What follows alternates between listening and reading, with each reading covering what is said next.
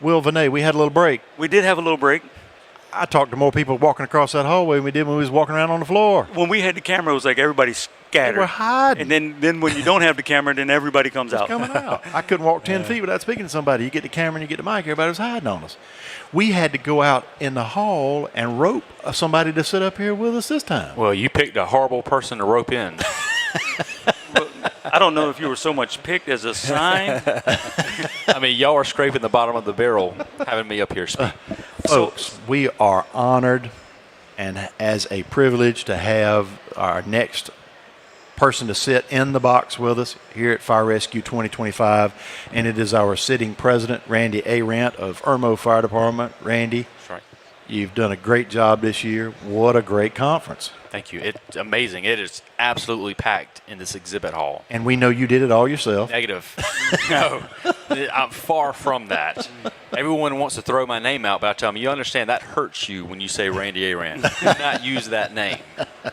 Opening ceremonies you did yesterday was good, and I told you that earlier and everything, but you did a really good job at opening ceremonies. You can see that in some of the stored video locations as well, but you did a good job with that. That was fun. I appreciate that. You know, so since yesterday morning after the opening ceremonies was completed, every past president that I have seen that has gone through that, I have pulled them aside and told them that obviously I've always respected you, obviously being a past president, you, Chief Vinay, being a past president. I've always respected and looked up to y'all, but that bar was raised even higher after physically doing in the opening ceremonies. Like, everyone's always done a fantastic job of giving me a heads up, hey, this is going to be kind of hard, this is going to be long, No one told me just how mentally and physically demanding that the opening ceremonies was and the business meeting was going to be.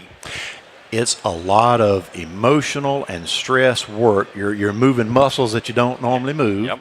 And I said it yesterday. I'll say it live here in front of folks. You did a good job with that. I appreciate that. And I wish there needs to be a camera back there for the audience to see just what's going on behind the scenes, between Helms and Ashley, herding the cats, so to speak, and getting them in position. Helping me, making sure I don't screw up. There needs to be a video back there for people that can see that. But They'd be amazed. What makes a difference too, and you felt this yesterday, is we've got a great, incredible AVL. These audio folks that do that backdrop, do those sounds, and do those lights and everything for us. Incredible group of people. Sure. For the most part, they're an incredible group of people.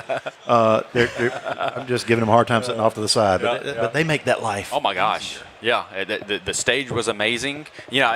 Secretly, you couldn't see me, but there was times whenever I was sitting on the side behind all that really nice screens, and I was wanting to push a couple buttons and pull a couple cables, right. Just seeing what would happen. But we appreciate you not doing that, too. We really do. I had to keep my hands to my side. Yeah, we appreciate you doing that. You had 506 people in that room yesterday. Oh, wow. That was a very good crowd, 506 people. I'm sorry the talent wasn't quite as good as it should have been. Well, I was talking. They were there to see everybody else. You were there, right, but they were there to see everybody else. But it was good looking. Well, and for anybody who hasn't been behind the curtain, whether they're, a lot of the time when you're presenting or receiving, you'll be behind there, and you can kind of get a glimpse of what's going on behind. But that thing starts at 9, and we ended at what time yesterday? 5? Well, the opening in business was over about 12:30. Yep. You got classes kicked right back up, and then the round table, and then back in here last night. So I mean, you got a full first day of things. And so all along the way, there's little things that you got to solve, little issues that come up, little things that pop up, whether it be somebody's not where they're supposed to be on time. Okay, what's coming next? From the time that you hit the gavel, we're going to start this thing, the pipe band comes in. The train's off, it's moving. It's left the station. Yep. So it's moving, it's live, everything's going. Yep. And so what those folks have to do back there to fix and massage and get things right, and people out in the audience never see a hiccup. Clueless. And it's live. That's pretty impressive. Yep. Well, we're blessed to have Helms and Ashley back there, and the hard work that they do to make that conference what it is. I'm extremely blessed and thankful to have them back there. Yep, they're good people. They're very good people. And you're sitting back there making priority decisions about what's important to change or what's important to go with, and you know what small stuff don't you sweat kind of thing. And y'all made it look good. Sure. You Well, did a good appreciate job of that. It was not me. Let's just be sure we're clear about that. It was not me. It was everybody else. Yeah, but they did give you plenty of opportunities to really mess it up. Yep. You know what I mean? They do. You've got opportunities. Sure. And you made it through, and And you didn't mess it up, is what you say. yeah, you didn't mess it up, and that's all you can do. Sure. Blind squirrel finds a nut every now and then. But now this year has been pretty interesting for you too. You've come through now all but a couple of days of Right. your year. Day and a half. How long did it seem? Well, it seems like yesterday Yeah, I I was warned getting you. sworn in as president. Yep. And then You are warned a number of times that that's the case Yeah, and everything. right. All right. And there are other past presidents sitting up here and right out there with you too that will tell you it was the same way with them. Yeah. Same way with Yeah. them. Highlights of the year, things that immediately you jump back in your mind. Oh gosh, I mean, again, the whole year was fantastic. You know, all the trips that we went on, all the amazing people. You know, the North Carolina's Firefighters Association. You know, we didn't get to go see them this August or last August due to one of the hurricanes. Yep. But just continuing staying in contact with them. Trying to think some other stuff that we had. You know, I know I got the final numbers from. It's not the end, hopefully, but our autism awareness, the front shields that we did. Oh yeah. I had someone gave me the numbers for that, and that was amazing. You know, Tell us a little bit about the project and everything. Obviously, it's near and dear to you, so tell a little bit about the project. It is. So we had the autism shields and the autism awareness, the fundraiser that we had at the time. You know, obviously we had a couple board members that they had autistic kids, Mm-hmm. and at the time my next to youngest was born and was a baby, but unbeknownst to us, he's autistic. So going through that and then coming to find out that we had an autistic son, that made it feel even a little more special that what we had done, and it was a great fundraiser. We had a lot of people buy the shields from Taylor's Tins and saw all the pictures that everyone did, and we ended up making a couple $1,000s, and we were able to send a couple of the association members their kids to special camps for autism. So it turned out to be great. It's an awesome project. Thank you for kind of spearheading that, being a part of that. We appreciate it. It's a group effort, but that was a fun one. That was a good one. Absolutely. You've had a successful fire improvement conference. You had a successful memorial service. I've been in a few of the meetings that you ran. You did a good job with that as far as hitting the gavel when you needed to and things. So Yeah. that was good. Yep. I had great mentors in front of me that helped me out throughout the year.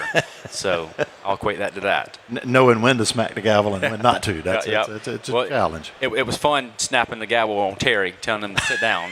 I hope that tradition continues. You guys nailed him pretty good with that. That's for sure. Did a good job. But yeah, it's been a great year. It went by quick, but fantastic year. Again, I can't stress enough the association staff that we have. They made it easy. You look back now from when you first ran to where you are now. What do you think is your biggest change as far as your perception or things that may have happened or whatever when you there? You started out in these chairs and you've run through them. What sticks out in your mind is something I'll be with you forever, be part of your career, part of your experience with this. What sticks out in your mind? Well, I'd say the biggest thing is again getting back the staff. They make it so easy going through the chairs and the next step and telling you, hey, you've got to do this, you've got to do that. I think a lot of the members do not know what goes on behind the scenes. Whether it's this big conference or, again, just planning a trip when we're going to Washington, D.C., getting the plane tickets, the reservations for the hotels, and just the whole agenda for that. Yeah, setting up all the meetings That's right. with the That's right. senators That's or not House easy. members. Yeah, that's not easy. Dealing with their staff and That's making right. sure that everything's flawless and we're prepared when we get there. Because everybody or most everybody who serves on the exec committee, whether you're elected or you're appointed, you have full-time jobs. That's right. You really don't have the time to spend trying to run the association. That's not our job as exec committee members. We really have to rely on that staff. Oh, yeah. And through the years, I think outside looking in, you could say, oh man, that staff's getting big. We got a lot of people. Well, we do a lot of stuff. And they're is not one member of staff that isn't performing some collateral duty. They're doing 2 and 3 things. They're monitoring 2 and 3 committees. So we ask a lot of them. But our association would not be able to provide what we provide at the level we provide it if it wasn't for our staff. That's right. That's right. Yeah, they let us sit up here and pretend that we run stuff, but they run it and they give us all the credit. Everybody who's been through those chairs understands and They know knows it. that. They know it. That's right. That's right. I guess who I'm speaking to here would be our membership. Yep. Because they do a great job of pushing us into the spotlight, and they step off into the shadows when really they should be in the spotlight. That's right. They're the ones who did the hard work at the end of the day. You've got, now you're entering in after Saturday night your past president's right. year, and that will equally fly by, but you've got a wonderful family. You got a great job. You've had this experience. What's next for Randy Arant? Oh, boy. Well, I'm looking forward to moving into the past president role. I haven't told Executive Director Helms this yet, but I've got about 4 or 5 projects that I'm going to be working on. Good. Each are going to cost a little bit of money. That's okay. So he may know about those projects now since we're broadcasting it if he's in this showroom floor. But yeah, I'm looking forward to moving to past presidents. Like I said, I've got about 3 or 4 items that I want to handle that deal with the past presidents. Good. And very good. So I'm looking we look forward to that. What Randy's referring to is the immediate past president chairs the past presidents section that we have with the association, and there's a lot of talent and a lot of passion that still exists in that group that we try to tap into each year. So I'm very pleased to hear you got a plan and everything. So that's great. Looking forward to it. Yeah. Well, and as long as I get the money. We'll pass the hat. It's okay. Yeah. And I'll go ahead and warn you that there is going to be a little bit of depression after Saturday night. Sure. Because that's right good advice. now, good advice. Everything that comes in That's good advice. comes to you. Right. You get all the information. Yep. You get all the phone calls. You're in everything. Every committee comes to the president. You're going to wake up Sunday and nobody's going to call. Yeah. And that's a little tough to get used to. Sure. And I'm already trying to strategically plan my future so I can, obviously I'm always going to remain involved with the association, but I'm already trying to strategically get myself into either another committee or something so I can continue serving our members. When you have had the opportunity to move through the chairs and serve as president and be in a role that is influential, it's addictive. Sure. And you just quitting cold turkey, it doesn't work for most people. Right. It's pretty hard. If your heart and your passion is in it, you can't quit cold turkey. So the fact that you've got some ideas for next year and a plan about how to stay involved or what to do with it is pretty important. Right. I mean, collectively between Mr. Graybeard down there and gray hair down over here, you're a pretty young fella and got a lot of time left. I hope so. And and I know that's I'm kind of coming to the terms of that now. I don't have a whole lot to offer, but what I do have to offer is my heart and soul, and that's obviously for 4 years now since voted in as 4th. I've always given my heart and soul towards this association and towards the members, and that is kind of coming to an end, and that does hurt a little. Well, you find those outlets, and you find the outlets to keep pushing and keep being a part of it. And I'm just telling you, I've experienced it probably as much as about anybody, in and out, and everything. And it does hurt. Yeah. It makes a difference, and it's it's an emotional ride. And you just try to find those avenues that you can be effective and that you can participate in, and you want to be in the know. Will, that's kind of what Will's point is. You kind of want to be in the know what's happening and going on because you've been so much in that know, and you don't want to go cold turkey. Right. Well, and the other part of that is you've committed so much that you want to make sure that it's still serving the mission that you put so much into. Yep. And so I think that has a lot to do with why we stick around, is to make sure that it's still going the direction it's supposed to be going. The other thing I'll warn you about is you have to commit so much as president to the association that sometimes it's hard to get back where you were back home. Right. And I've seen that with a lot of different fire chiefs, more fire chiefs than say our ranks, that it's hard for them to gain back. Because if you look at it, the number, and take a look, Joe, at the number of people that have run through the chairs, became president, they get out, and shortly thereafter, no longer with that department. Yep, changes. It's a hole in your life, and you've got to find methodology to be able to fill that hole and to be able to find something that void exists. And you may have private purpose, family purpose, whatever the case may be, and or plans association-wise for continuation. But there's a hole, it's a void. Yeah, sure. And trying to find a way to fill that's pretty important. But this becomes family. Mm-hmm. That's exactly what it is. And It's family. you look back over the years that you served and went through these chairs, and you realize the amount of time I've spent with these people that I didn't, either with Irmo, thanks to them for letting you do it, or family, thanks to them for letting you do it. It's significant. Yep. I know we went to Disney several months back, and my wife actually took a picture. I was out on the balcony, and I had my laptop, my iPad, and my phone, and they all were association stuff that I was having to. Right. So I'm sure she's gonna be looking forward to our next Disney trip. You know, me not having my laptop. You got to stop and my that iPad. stuff. You stop that stuff and be with them. That's right. Yeah. There's my advice for today. Stop that stuff. But you know, I am fortunate. You know, me living in Columbia, I'm 10 minutes away from the association office.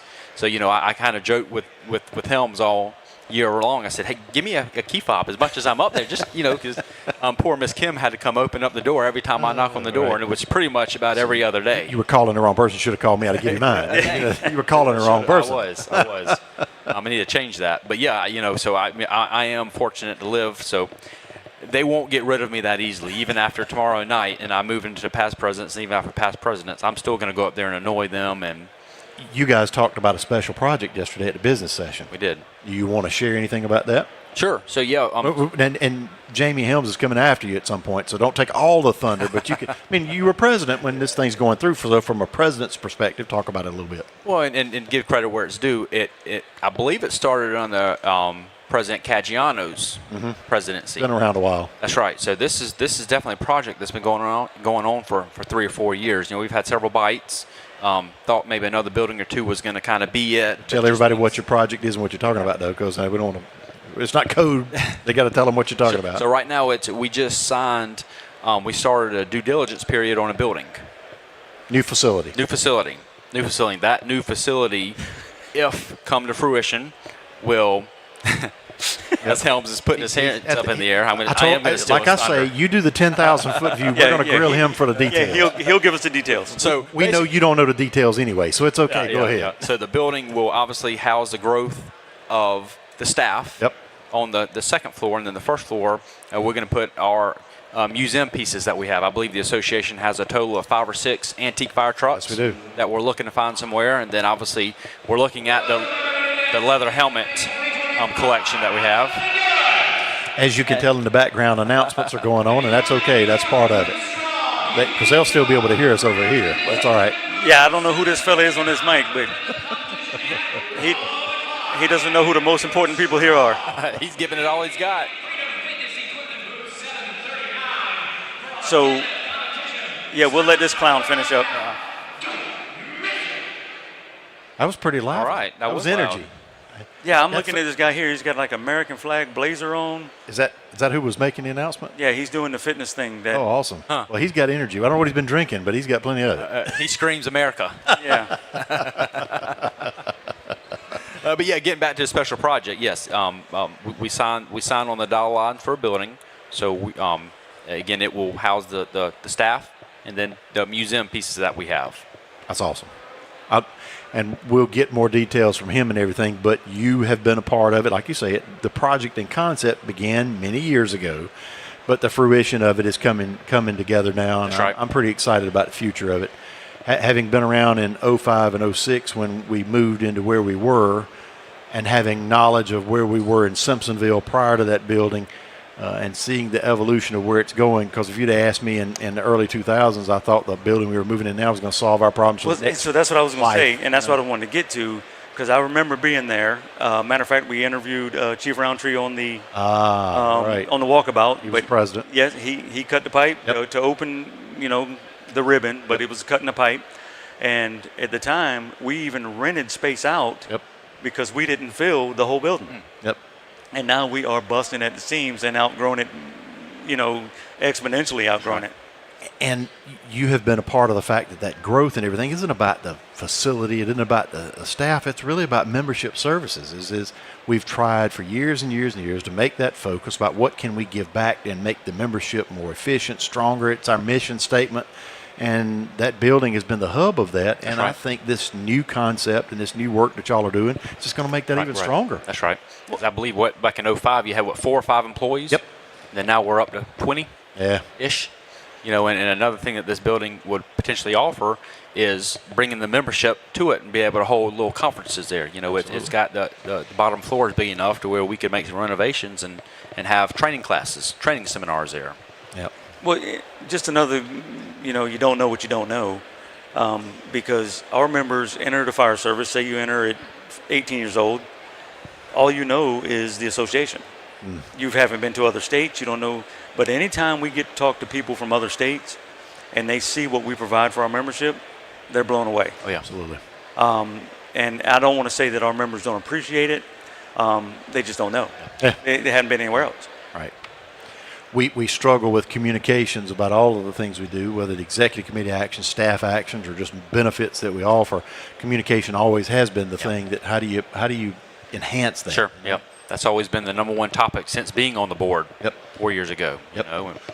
I feel like the association does a great job of getting the information out, but it doesn't always make it to the members. You're an old hat at this now. You've been around a while.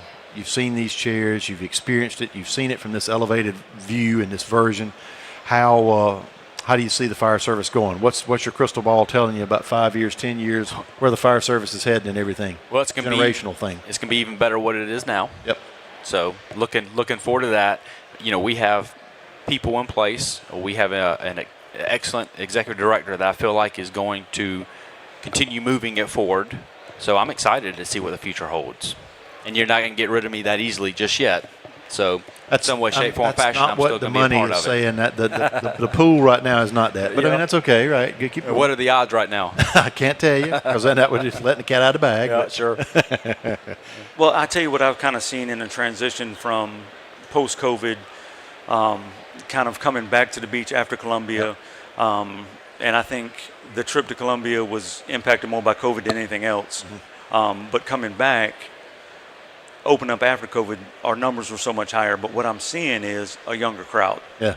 And I think what we're going to see in the future is more younger firefighters that are involved in what we're doing. And I think that we will have to, as a association, cater to that group or provide more for that group that will be attending. And I've told this story a number of times. I bore people with it, but we have a plaque at the association office that has all of our past presidents listed on it by their year of service, all the way back to the beginning. And when you go and you get details from those individuals and you find out how old they were, their ages when they served as president, it'll shock you. Because in your mind and in your eye, you see all those names and faces as they are now. Most of those people were in their 30s when they served. Most of those people were of a younger generation when they served. The energy was there with those presidents when they were they were not the grizzled old people that we think of them now, because they were the go-getters, the hustlers, the people that really wanted to be a part of something. The innovators. Even back then. The innovators, even back, 80s, 70s, 60s, wherever you want to go back to. And it's something we don't really think about, but that I've been blessed with the opportunity to sit there and count up ages and know how old those people were. Yeah. They were young. And to your point, and I'm by no means saying I had anything to do with this, but I do feel like when I got voted in as fourth, the age of the executive committee was a little higher. Yep. And then I got voted in as fourth, and it seemed like, when we got voted in the next third and fourth, they were a little bit younger and younger. And what was key with that, Randy, is it to me, age is not the important thing. It's, you said your heart and your mind is in this. If the candidate, if the person sitting in that seat has the purity of heart and mind to support the mission and to be about what that mission is, won't matter. That's right. Because you're going to do what's right no matter what your age is. You're going to be passionate about it no matter what your age is. You've been an example of that. Thank you. And yes, others around you can take that same model. That's what's important about it. Sure. Again, I blame that. I had that great mentors. Well, and you talk about the age of the executive committee and what it is. It's a huge commitment and a lot of time, and I think there's a lot of our members that look at the board sometime and it's all fire chiefs. Well, really, two things for that reason. One, those guys that are fire chiefs are guys that have been in the fire service long enough to get enough notoriety to be elected, or they're guys that have enough time or enough influence in the fire department to be away as much as we are. Sure. So if you're going to be, like when I came in as a captain, you better have 110% support from your fire chief that is going to allow you to meet the commitment. Absolutely. If not, you better be the fire chief and put those rules on yourself to allow you to make those commitments. And I think that's why the board, for those two reasons, I think that's why the board ends up with more chiefs than not. Because you don't see many guys at the captain rank that have the notoriety or years in or time in to get the votes. That's right. Yeah. And you're right. I mean, to your point, before I made it known that I was going to run for fourth vice, I went to my fire chief, Chief Sonnenfeld. I actually called a meeting between him and the other two assistant chiefs, and I said, "Hey, I'd like to meet all y'all in the office." And I was kind of being funny. I was trying to make it seem like I was going to tell them that I was either leaving or something like that, And so I brought him in Chief Sonnenfeld's office, and I said, "Man, I've been thinking about this, been praying about this, and you could see the fear in their eyes." Well, there was no fear there. It actually turned around to me, and I said, "I want to run as fourth vice at the Firefighters Association, but obviously I need the support of each of you in the department." And they were like, "That's it?" I said, we thought you were going to be turning in your 2 weeks or saying you're done. Right. We were hoping for that. So, of course, it turned around on me. I'm sitting here trying to get them, and then they end up getting me. Yeah, cancel that battalion chief test. But you're right. I would have never been able to go through without getting and having the support from my fire chief in my department. Well, and just take our cases. So, I worked for Bruce Klein, past president, heavily involved. He knew the commitment, so he wasn't surprised by it. You work for Mike Sonnenfeld, so he's spent 30 years on committees. He knew the commitment, no surprises. And I believe, the city of Newberry had 4 so they were people aware from the city of Newberry that had been presidents of the association. So it kind of the organizational input had already been there. They knew. Folks knew what the commitment was. Because, there are folks that aren't the chief or even are the chief that once they make that commitment or they get voted in and maybe they didn't spend a ton of time on committees, now they're fourth vice. And this is years back because it doesn't happen the same way now as it did then. And I think they're even shocked by the commitment. Yeah. And that makes a huge difference. I know we see from time to time, someone going through the Leadership Institute, obviously year-long program.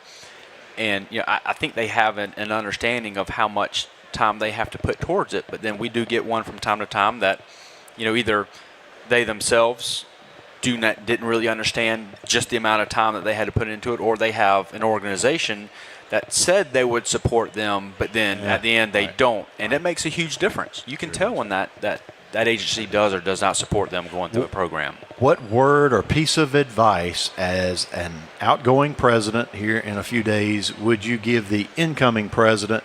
What words of wisdom would you impart upon Pierce to say, hey, here's your next year, be ready? Have fun. It's going to go by quick. Have fun and be sure to put the members first. Because at the end of the day, it's about the members and not about us on the executive committee. Good for you. That's a very good one. So, yeah, and so I'm hoping somebody's watching this at home or maybe walking around or may watch it later and have a little spark in them and be like, one day I'd like to serve on a committee or whatever. And the other thing that I would warn anybody that wants to do that, make sure your family's on board. That's right. Because when you talk about those commitment, nobody gives up more than an executive committee's family while you're serving. And there's many nights that you're going to be doing association stuff, like you said at Disney, or traveling, or God forbid we have some type of tragedy that requires us to be there. There is no, I'm not going to be able to make it because my daughter's got a volleyball game. That's right. No, I got to go. Yep. So for them to be bought in and buy in on what we're doing here as an association is probably more important than your chief. That's right. Great point. Congratulations on a great year. Thank you. You did a wonderful job. Appreciate I mean you. that with Thank you. sincerity, on Thank camera, you. off camera. You did a great job. Thank you. You sell yourselves too short sometimes. You're a talented fella, and you did a great job. Well, I appreciate that. You made us all proud. I had good mentors. Well, there you go. Don't we all? Yep.